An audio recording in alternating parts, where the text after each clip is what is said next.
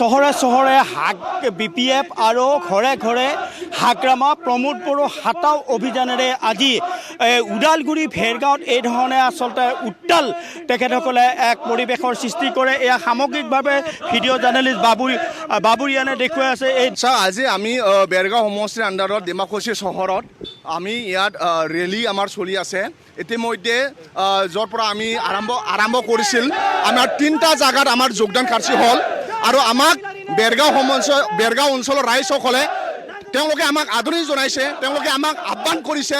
তো আমি ঠায়ে ঠায়ে গৈ কিনি ৰেলী কৰি কিনি আমাৰ BPF যিসকলে হাগ্ৰামা মহিলাৰ ছাৰৰ আদৰ্শ ভাল পায়, যিসকলে BPFক ভাল পায়, তেওঁলোকে আমাৰ দলত আহি কিনি কাম কৰিব বিচাৰিছে। প্ৰমোদ বড়োৰ দ্বাৰা যিহেতু BTC ধ্বংস হৈছে, এতিয়া BTC পুনৰ নিৰ্মাণ কৰিবৰ কাৰণে পুনৰ শক্তিশালী কৰিবৰ কাৰণে প্ৰমোদ বড়ো হাতাও BTC বাচাও হাগ্ৰামা লাও, ঘৰে ঘৰে BPF, গাঁৱে গাঁৱে হাগ্ৰামা মহিলাৰী, য'তে ত'তে ৰাস্তা ত'তে চব Hagrama Mohilary.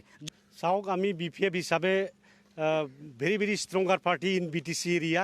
Now we are going to form government in BTC area next BTC election. আমি সরকার গঠন কৰিম, এইটো আমাৰ 100% নিশ্চিত হৈ গৈছে। আমি নিজাববীয়াকৈ খেলিম আৰু আজিৰ তাৰিখত কৈ আছে BJPও নিজাববীয়াকৈ খেলিব, কিন্তু অকল আজিৰ তাৰিখত দেখিব পাইছোঁ UPFL দলে আজিৰ তাৰিখত ক'ব পৰা নাই মই 40টা সমষ্টিত খেলিম বুলি।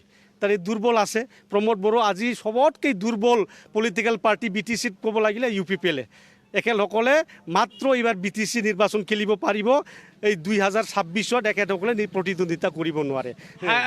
আপোনাৰ BJPয়ে হওক বা UPFLে হওক কিমান আসন পাব, আপোনালোকে কিমান আসন পাব? আজিৰ তাৰিখত আমি নিশ্চিত BPF হিচাপে 27টাটো পাম, বাকী 5টামান BJP পাব পাৰে, কংগ্ৰেছ 2টামান পাব পাৰে, UPFL 7টাত বেছি নাহে, তলতহে আহিব পাৰে 5টামান। তো আমি আজিৰ তাৰিখত মানে যিটো আমি প্ৰচাৰ চলাই আমি দেখিবলৈ পাইছোঁ, আজি আমি শংকচৰ পৰা মানে হলংগী লিখে আজি আমাৰ যিটো শোণিতপুৰ আৰু বিশ্বনাথৰ পৰা কিছুমান গাঁও সোমাইছে, ইয়াৰ পৰা আমি হিচাপ কৰিব পাৰিছোঁ আজিৰ তাৰিখত 27টাটো আজিৰ তাৰিখত খাটাং।